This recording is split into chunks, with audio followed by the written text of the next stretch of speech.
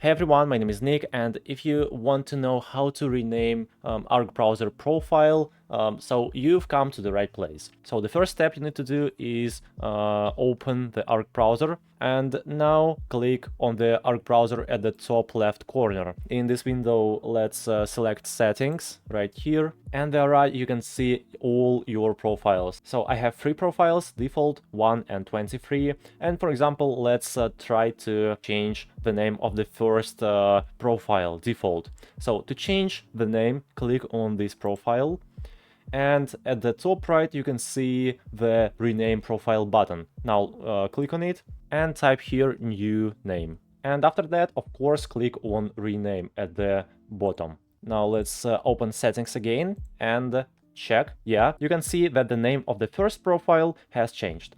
So this is how you can easily do it. If this video was helpful, please subscribe to my channel and like this video. Thank you so much. Goodbye.